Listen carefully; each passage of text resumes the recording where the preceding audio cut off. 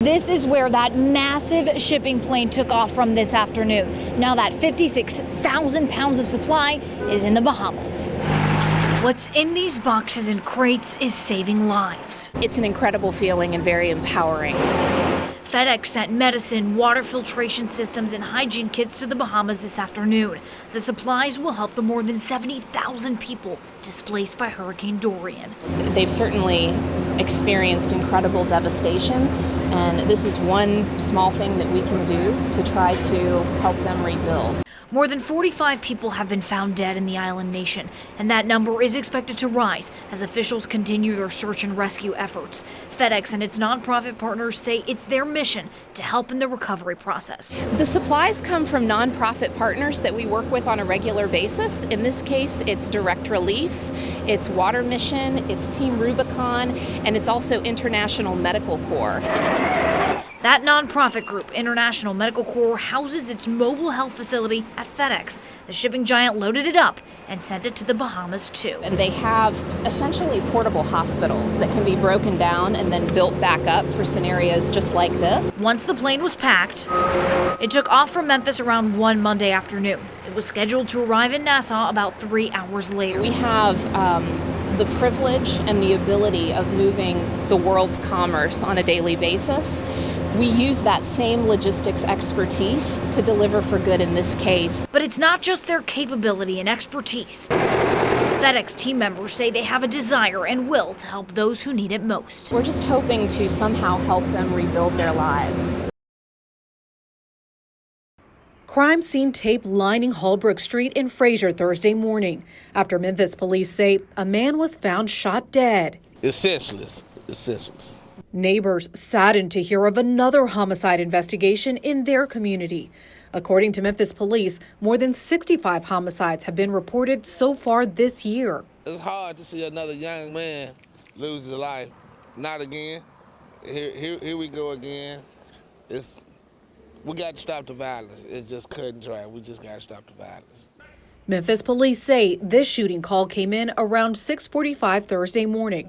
Officers finding a man dead in the 3600 block of Holbrook. Witnesses tell me they saw officers going in and out of this gray boarded-up home.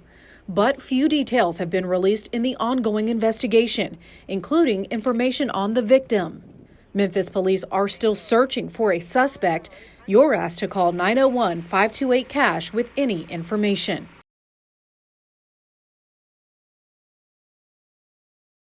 It started with a tip. Horn Lake police say that's what led them to a home in the area of Laurelwood and Shadow Oaks early this morning. But once they got there, 21-year-old Quentin Taylor ran off. The search continued in a nearby apartment complex where police then moved a handful of people so they could continue their search safely. A SWAT team also helped with the search. It had one resident shaking his head. It's ridiculous, man. Sad. It's really sad. It really is. People can't let the kids come out and play. It's just sad. That's all I can say about it. But then the search moved across town to South Haven, where another tip pointed police to the South Crest apartments. Police blocked the road, entered an apartment, and the suspect was nowhere to be found. It had one neighbor concerned. Oh, I think it's just awful. This is just ridiculous. The way this world is coming to. It really is. I just can't believe all this mess going on. As the search continued, a Facebook page that appears to belong to the suspect under the name Q-Hitta proclaimed the suspect's innocence. In a post that says, quote, "I don't give a expletive what nobody say, I'm innocent expletive." Hours later, South Haven police commented on the status, saying, quote, "Please come in and give us your side of the story."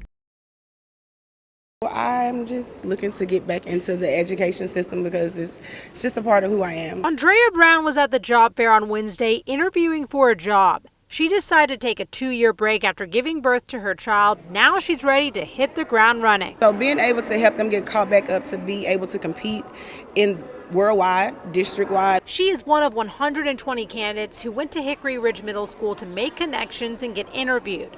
Her goal is to teach high school English again. It's kind of in my DNA, and I've done it forever. Principals are also looking forward to hiring more staff.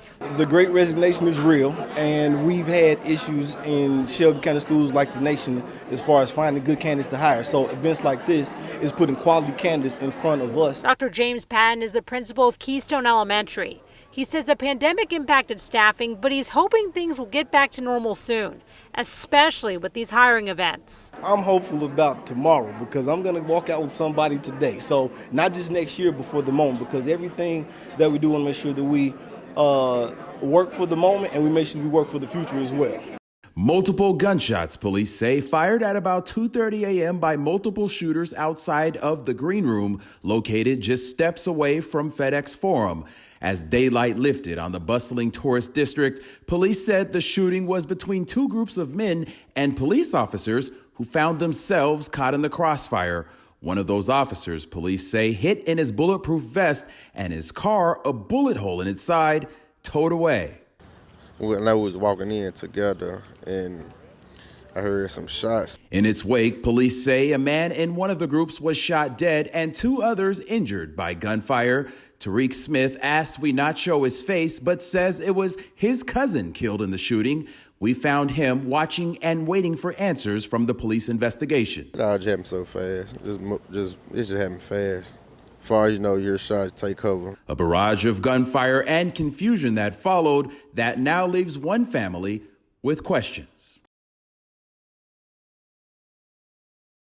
Every day, I'm always just praying to God that, hey, my sisters get home safe, my brothers get home safe, I get home safe, my wife, my children. In the midst of a spike in gun violence across the Bluff City, this prayer is what keeps Memphis native Reverend Reginald Boyce hopeful that everything will be okay. It is sad, and it's a bit scary, but I'm still hopeful. I'm hopeful that our community, this place I call home, this place will become better. But it's going to take the community. Everyone is invited to a town hall Saturday to have a real conversation about gun violence, a problem that continues to plague the nation, the city of Memphis included. Again, doesn't matter if you're black, white, where you're located. It'll find you at a school, it'll find you at a workplace, it'll find you at a grocery store. The gun violence town hall is hosted by Senator London Lamar. Reverend Boyce is one of the panelists pushing for safe communities. He says the issue of crime is complex, but tells me the key to the solution is starting young. Everything starts with addressing juveniles. And when I'm saying juveniles, I'm talking about kids, children. What can we do to keep them off the streets? To keep them from being involved in gang wars or being a part of the drug system. Discussions would be a collab between local residents and community leaders. Insight would also be shared about what role state government plays in fighting violent crimes. We're just bringing all these partners together and saying, hey, enough is enough. Shelby County belongs to us. Memphis belongs to us. A new goal and basketball court at Roselle Elementary are just among the new additions to their school that's got students so excited. And we are just so lucky that such very important people can make time to show our school such amazing things. In honor of the NBA's 75th anniversary legacy initiative, the Memphis Grizzlies provided this new basketball court, a learning garden, and this new dance studio at the school. Roselle is the only Memphis Shelby County school that is a creative and performing arts optional elementary school. Our students were practicing in makeshift spaces, and now our dance students have an actual dance studio with bar, mirrors, so it will make their experience even more authentic. Even though it's in a school setting, the outdoor court actually helps with the dance and movement in our PE department. Now get this, to help out with this big celebration, the Grizzlies brought in one of their greats, Zach Randolph, also known as Zebo. Zebo says he cut his vacation short just to witness the smiles on the students' faces after seeing their new dance, play, and green spaces. I mean, I wouldn't trade it for the world. Like you said, just seeing these kids a smile and, there's something they're going to remember. The Grizzlies say they have completed more than 15 live, learn, and play centers throughout the city of Memphis. The sites include Chandler Park, Bethel Grove Elementary, and Garden Achievement Academy. Students at Roselle say this will be a gift that will live on for years to come. The students are awesome, and the friends too. You can make really good friends.